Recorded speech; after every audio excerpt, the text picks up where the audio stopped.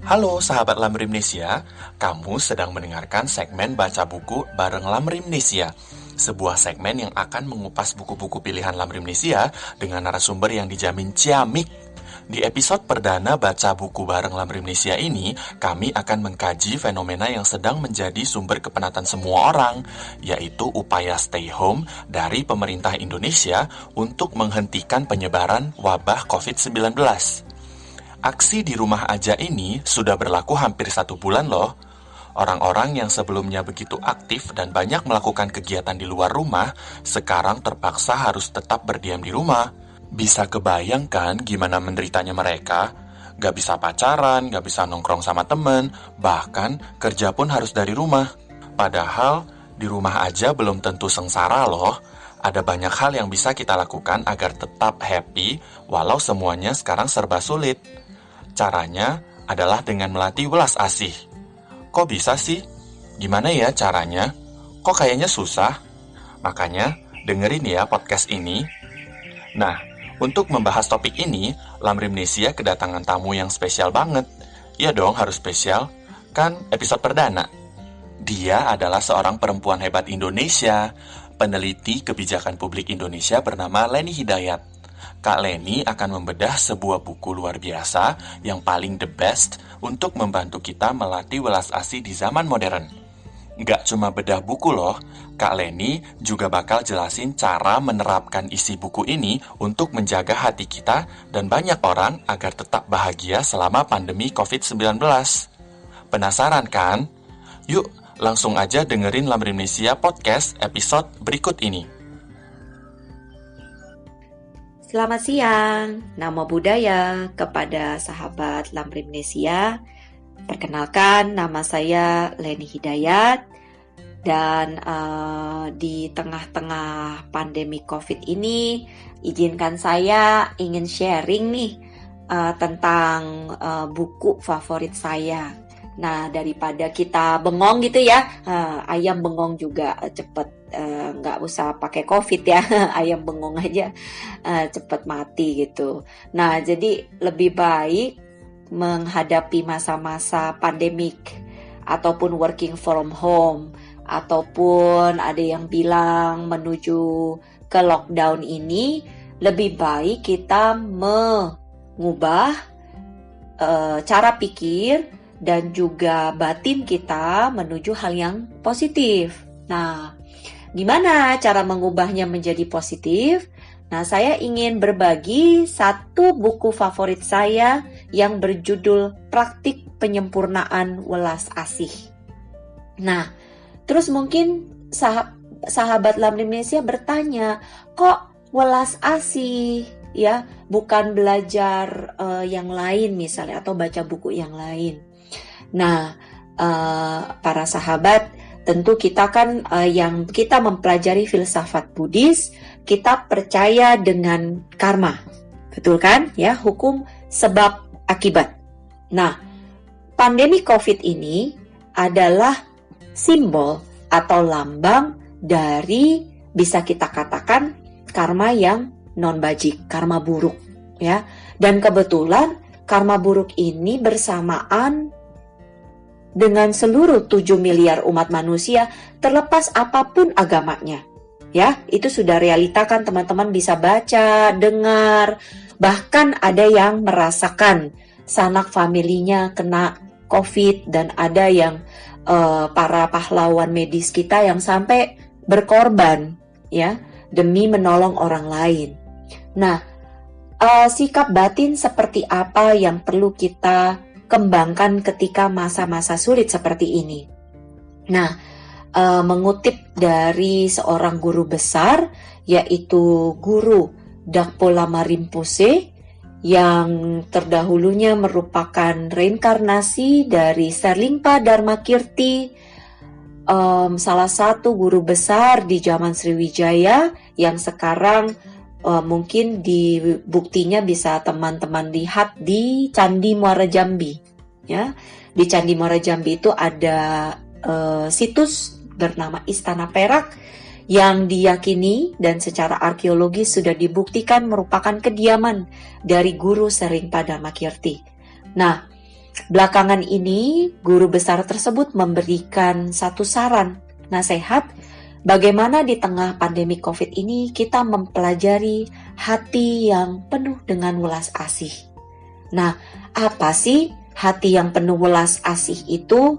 Nah, aku mau menyarankan satu buku favoritku yang berjudul Praktik Penyempurnaan Welas Asih. Nah, yang mengarangnya itu adalah Yang Mulia Thupten Chodron. Yang Mulia Thupten Chodron adalah seorang biksuni yang sudah mencapai tingkat Mahatera, yang mungkin merupakan salah satu biksuni yang berasal dari Barat, ya. Dan secara pribadi aku pernah bertemu beliau pertama di tahun 2009. Itu di Hamburg, Jerman, di satu conference tentang ordonasi biksuni. Dan di tahun 2017, saya pribadi bertemu kembali dengan beliau pada saat konferensi Wanita Buddhis Indonesia, yang pada saat itu menjadi tuan rumah Sakyadhita International Conference. Dan kebetulan pada saat itu saya diberikan kesempatan untuk memaparkan makalah. Nah, jadi teman-teman sangat luar biasa Biksuni Thupten Chodron ini, sehingga dia bisa menelurkan satu buku Praktik Penyempurnaan Welas Asih. Nah, di buku ini kenapa akhirnya tadi saya keingin kaitkan dengan nasihat dari guru besar Dakpo Lama Rinpoche, kenapa di pandemi COVID ini kita harus belajar kebalikan dari karma buruk itu, yaitu adalah kita memposisikan batin kita menjadi bajik dengan mempelajari welas asih. Nah, jadi kalau di dalam Buddhis kita lihat ada 4 jenis sahabat Lamrimnesia yang kalau kita bisa lihat ya pada zaman sulit ini ya, kita bisa bilang sebenarnya ini zaman sulit karena memang segala sesuatu terbatas, ya. Dan banyak sekali kepanikan, banyak sekali kemarahan, banyak sekali emosi, kekhawatiran, dan sebagainya. Nah, apa yang harus kita pelajari? Yang pertama adalah umat manusia mungkin diminta untuk merenung, diminta untuk belajar ke dalam diri kita, di mana pada masa kita dulu mungkin orang zaman dulu suka bilang enak zamanku toh ya. Nah, ini maksudnya. Dulu mungkin kita tidak punya teknologi, kita tidak punya listrik dan sebagainya. Tetapi kenapa orang dulu bisa lebih happy daripada orang zaman sekarang yang sudah super canggih dan modern? Nah, secara logika kalau kita pakai Abhidharma, batin, kebahagiaan adalah sebuah rasa. Ya kan? Kebahagiaan itu kan hal yang kita rasa, bukan yang kita bisa pegang dengan fisik, ya kan? Nah, ketika kita berhadapan dengan ingin mengembangkan rasa bahagia atau ingin menjadi bahagia, maka kita harus mulai dari pengembangan dari dalam. Ya kan? Nah, jadi saya sebelum mengupas lebih dalam ke buku ini, saya ingin menunjukkan bahwa kayaknya kalau di zaman COVID ini nih ya, saya boleh bilang ada 4 kategori. Kan ada tuh meme yang beredar ya, sahabat Lamrimnesia. Para sahabat bisa lihat, itu ada yang bilang zona masih anak kecil, dia ada yang dewasa, ada yang tumbuh gitu ya. Nah, tapi kalau dari masa di zaman Buddhis ini saya ingin menganjurkan ada 4 tipe. Yaitu adalah satu, yang mana dia sikap mementingkan diri sendiri. Nah, ini yang Buddha tunjukkan sebagai sumber penderitaan kita. Bahwa semakin kita mementingkan diri sendiri, semakin pula menderita kita. Contoh ya, coba aja deh, kita punya pengharapan bahwa COVID ini dalam waktu sebulan bisa selesai teman-teman. Nah, namun Kalau kita lihat working from home dan juga kebijakan pemerintah sekarang yang menggeser hari libur Lebaran dari bulan Mei menjadi akhir tahun, nah itu kan tanda-tanda bahwa bahkan pemerintah sudah memprediksi bahwa pandemik ini akan berlangsung selama 1 tahun ini. Nah, ketika kita mendengar hal ini, apa yang terjadi pada batin kita, pada hati kita? Ada rasa penolakan, ya kan? Ada rasa, oh ya berarti itu salah pemerintah. Nah, terus salah siapa lagi? Oh salah para orang-orang kelas menengah atas yang kemarin ikut kelas dansa di Amigos, sehingga Jakarta menjadi kelas terbesar penyebaran di Indonesia. Nah, ini bukan sikap Buddhis para sahabat. Kalau kita terjebak di kategori yang pertama ini, maka sebenarnya unfortunately, sayangnya kita bukan Buddhis sama sekali. Ya, Buddhis mengajarkan hati yang luar biasa besar. Sampai disebut welas asih yang tak terbayangkan. Nah, di buku ini nanti kita bisa mendapatkan hal itu dan kita bisa paham welas asih itu seperti apa. Nah, kategori kedua yang kelihatan dari COVID ini, kalau dari pengamatan saya, itu adalah orang-orang kelompok yang egois. Egois itu apa? Yang mementingkan dirinya, kelompoknya sendiri. Mungkin kalau bedanya dengan yang sikap mementingkan diri sendiri tadi, dia hanya memikirkan only dia sendiri, ya. Dan dia mau meraup sebanyak-banyaknya, jadi serakahnya luar biasa dan sebagainya. Contoh, para konglomerat tingkat atas yang bermain saham. Bahkan mereka mengidamkan adanya bencana. Nah, ya. Nah, tapi kelompok yang egois ini, dia masih mementingkan kelompoknya, tapi hanya kelompoknya, ya. Jadi kelompok egois ini misalnya contoh klaster-klaster yang menyebabkan penyebaran tambah parah. Nah, itu teman-teman bisa baca sendiri ya. Ada yang misalnya dia dengan kelompoknya dia udah dilarang, tapi dia tetap berkumpul dengan kerumunan yang melebihi dari batas aman, ya kan? Mau selamat sendiri gitu. Dan ngumpulin stok makanan sampai panik buying, sampai harganya naik sehingga yang miskin udah gak mampu untuk beli. Nah, apakah kita juga masuk dalam kategori ini? Nah, itu perlu kita renungkan bersama. Semakin kita egois, semakin pandemik ini panjang. Itu karmanya, ya kan? Kenapa? Karena berarti batin setiap makhluk 7 miliar orang ini tidak berubah. Nah, semakin tidak berubah, semakin panjang. Itu hukum karma, sebab akibat. Nah, terus ada lagi. Apa yang lebih baik dari itu? Kalau misalnya saya ditanya, pendapat saya mengatakan kelompok ketiga ini ada yang manusiawi. Saya sebutnya manusiawi. Nah, kelompok manusiawi ini, dia bisa memikirkan kelompok lain.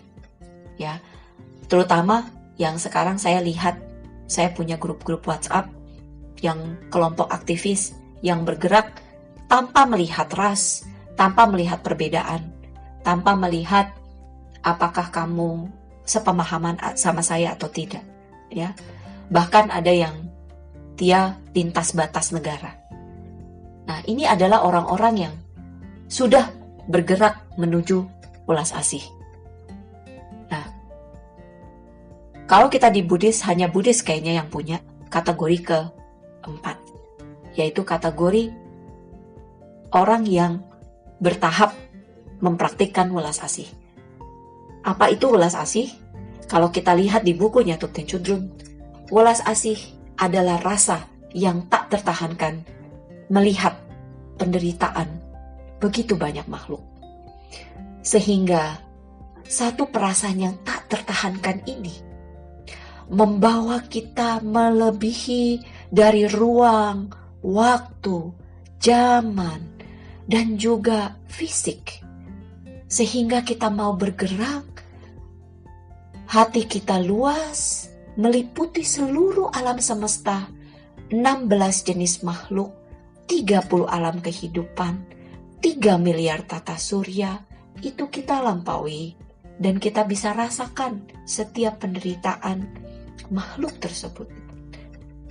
Makhluk ini tidak lain dan tidak bukan adalah dulunya para ibu yang menyayangi kita, melebihi ibu yang kita miliki di kehidupan ini.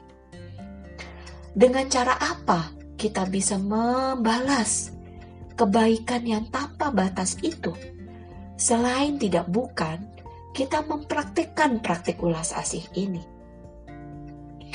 Dan karenanya, buku ini adalah buku yang diberikan oleh guru spiritual saya pribadi dan yang mengubah hidup saya, mengubah seluruh hidup keluarga saya, dan mengubah hidup komunitas, mengubah seluruh pandangan saya terhadap hidup.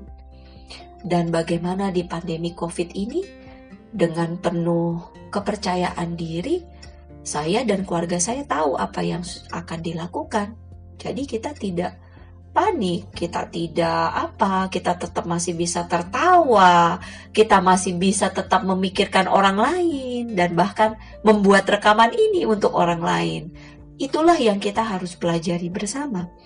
Nah, apa yang bisa kita pelajari di buku ini? Di buku ini kita akan bisa mempelajari yang paling luar biasa menurut saya adalah satu, kita bisa mengenali sumber penderitaan kita. Ya, kalau orang melihat sumber penderitaannya sekarang adalah COVID, ini jauh lebih dalam dari COVID, yaitu bagaimana mengatasi lahir tua sakit dan mati. Nah loh, kok bisa ya mengatasi lahir tua sakit mati? Loh, Sang Buddha udah mengatasi lahir tua sakit dan mati. Pencerahan kan itu. Batin yang welas asih jawabannya. Batin yang melebihi dari tadi yang saya katakan ruang, waktu, zaman, fisik. Melebihi itu semua. Dan buku ini menjawab hal itu. Ya. Yang kedua adalah dia sistematis. Ya, sistematis sekaligus praktis.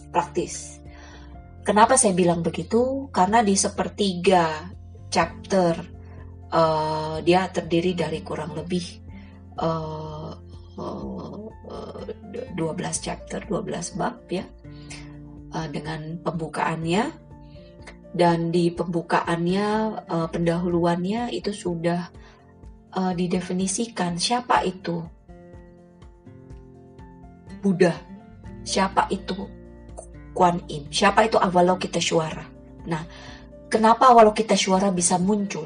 Nah, saking welas asih itu tak terbayangkan oleh manusia, maka Buddha mengemanasikan atau mewujudkan diri dia menjadi satu sosok yang seakan-akan terpisah dari dirinya untuk menjelaskan kepada kita yang namanya welas asih itu apa. Nah, kalau di bangsa ya China, kita mengenal dengan Kuan Im tangan 1000, sosoknya perempuan. Tapi kalau di Tibet, Avalokiteshvara atau Kuan Im itu laki-laki. Nah, ini menarik kan? Nah, di sini di buku ini dijelaskan Kuan Im itu datang dari mana? Kenapa dia tangannya 1000 misalnya? Ya, tangannya 1000 karena ada rasa tak tertahankan melihat penderitaan banyak makhluk. Avalokiteshvara melihat, wah kok ini neraka nggak kosong-kosong. Nah, kenapa neraka penuh? Karena sikap mementingkan diri sendiri. Karena banyak sekali orang yang egois. Selama sikap mementingkan diri sendiri dan egois ini masih ada, maka ya memang neraka tidak akan pernah kosong. Orang yang menderita akan selalu ada. Makanya jadi kalau kita marah terhadap pemerintah atau terhadap dunia, terhadap kok kenapa Tuhan tidak ada dan sebagainya. Nah, karena kita keliru dalam melihat realita. Bahwa kita melihat segala sesuatu penderitaan kita datangnya dari luar. Bukan sesuatu yang kita bisa perbaiki dari dalam. Nah, ini ciri khas dari buku ini. Ini ciri khas dari Buddhisme. Dari belajar filsafat. Kita menyentuh sumbernya dari penderitaan, yaitu si aku. sikap mementingkan diri sendiri. Nah, apalagi yang bisa kita dapat dari buku ini? Yaitu adalah yang tadi saya katakan praktis. Praktis kenapa? Buku ini nggak hanya teori, ya. Jadi jangan dibayangkan buku ini isinya definisi semua, kata suku kata ini bukan, ya. Kalau gitu mah nanti teman-teman tidak bisa yang namanya mempraktikkan ulas asih, ya. Kunci dari Buddhisme itu adalah Buddha itu dia walk the talk, ya kan? Dia walk the talk. Walk the talk dalam arti Pangeran Siddhartha nggak hanya cuma ngomong doang, tapi dia menunjukkan, dia meninggalkan 4 sumber penderitaan, dan dia meninggalkan harta, kekayaan, segala sesuatu yang fisik untuk mencari spiritual, mencari jawaban akan sumber penderitaan banyak makhluk, yaitu lahir, tua, sakit, dan mati. Nah, jadi Buddha itu bukan hanya ceramah doang. Buddha itu menunjukkan. Nah, cuman kitanya aja yang masih ngeyel kan. Oh iya enggak perlu jadi biksu. Misalnya nggak perlu nih, ya memang nggak perlu jadi biksu. Nggak ada yang minta praktek ulas asih itu akhirnya cukur rambut dan akhirnya masuk ke goa. Bukan begitu. Tapi not necessarily orang juga masuk cukur ke goa hatinya nggak berubah. Misalnya contohnya kita praktek vegetarian, tapi kita tetap memfoster atau memelihara rasa serakah atau rasa amarah, yaitu sama aja praktek vegetariannya tidak memberikan manfaat. Basisnya bukan ulas asih, tapi basisnya adalah either dia ikut-ikutan tren, atau ya kita mau memberi sumbangsi sedikit, tapi tidak ada hubungannya dengan batin kita. Nah, jadi motivasi di sini juga diajarkan bagaimana kita mengembangkan satu batin yang kuat, yang mandiri. Nah, karena itu di buku ini dijelaskan praktik kesehariannya seperti apa dan apa hubungannya dengan kehidupan kita sehari-hari. Nah, jadi di sini kita bisa lihat bahwa buku ini juga tidak teoritis, tapi dia praktis. Nah, ini kelebihan dari buku ini. Nah, secara pribadi saya menggunakan buku ini ketika masuk retret Kuan Im. Retret itu adalah satu proses di mana kita bermeditasi dengan menggunakan meditasi welas asih. Nah, saya lakukan ini waktu itu sebulan, ya. Dan luar biasa, buku ini menjawab pertanyaan-pertanyaan saya yang saya hadapi ketika saya masuk ke dalam retret tertutup tersebut. Nah, jadi para sahabat Lamrimnesia sudah tidak bisa diragukan lagi. Jadi kalau saya sih, saya sudah mengenal buku ini sejak 5 tahun yang lalu, sampai sekarang pun saya masih pakai, saya masih gunakan, dan saya masih melihat relevansinya dengan kejadian, bahkan kejadian pandemi COVID ini sangat relevan. Meskipun memang contoh-contoh di dalamnya waktu itu Thupten Chödrön menggunakan contoh-contoh tentang terorisme, karena pada saat buku tersebut ditulis, yang terjadi di Amerika kebanyakan terorisme dan kriminalitas, ya. Nah, tapi terlepas dari contoh-contohnya yang lebih cenderung ke area barat, buku ini juga kalau misalnya saya boleh mengutip guru spiritual saya, yaitu adalah mengajarkan bagaimana Buddhis mendapatkan Budanya kembali. Jadi Buddha itu tidak mati, Buddha itu masih hidup, dan dengan welas asihnya Buddha mengajarkan kita untuk bisa menjadi lilin-lilin pelita di tengah kegelapan, layaknya satu bunga teratai yang berkubang di dalam lumpur, tetapi tetap teratai ini bisa memberikan rasa kedamaian, keindahan bagi mereka yang melihatnya. Dan terlepas dari itu juga, teratai memberikan rasa kesejukan dan juga mendaur ulang udara di sekitarnya. Nah, para sahabat Lamrimnesia, inilah yang kita harus kembangkan dan terus bangkitkan di masa era COVID-19 ini. Mari kita tetap terus menjaga keyakinan kita pada Triratna, karena Triratna tidak pernah meninggalkan kita. Yang ada hanyalah batin kita tertutup sedikit debu, yang mana membutuhkan waktu, energi, dan juga kesempatan untuk bisa kita bersama-sama menyikap atau mengelap debu itu. Jadi marilah bersama-sama kita tidak hanya mendisinfektan rumah kita, tapi kita mendisinfektan batin kita dengan menginvite buku praktik penyempurnaan welas asih ini. Dan marilah setelah kita membaca, kita mempraktikannya, dan kita menebarluaskannya ke keluarga kita, teman-teman kita, dan rekan-rekan kita. Nah, pesan saya terakhir, jika teman-teman membutuhkan sesi sharing atau membutuhkan petunjuk lebih lanjut, maka bisa menghubungi call center Lamrimnesia untuk petunjuk lebih lanjut bagaimana teman-teman sekalian bisa praktik bersama-sama dengan komunitas kami, sehingga teman-teman tidak merasa sendirian di pandemi COVID ini. Sekian dan sampai jumpa kembali. Namo Buddhaya. Nah, itu dia tadi segmen baca buku bareng Lamrimnesia bersama Kak Leni Hidayat. Untuk teman-teman yang masih memiliki banyak pertanyaan seputar yang dibedah, bisa aja langsung nanti mengirimkan pesan ke call center Lamrimnesia atau juga dengan mengirimkan direct message ke Instagram Lamrimnesia di @lamrimnesia atau @lamrimnesiastore. Untuk teman-teman yang juga memiliki ulasan atau mungkin punya ide untuk buku apa yang akan dibahas selanjutnya, juga bisa dikirimkan pesan ke sana aja ya. Sekali lagi terima kasih untuk mendengarkan Lamrimnesia Podcast, baca buku bareng Lamrimnesia, dan sampai jumpa di episode berikutnya.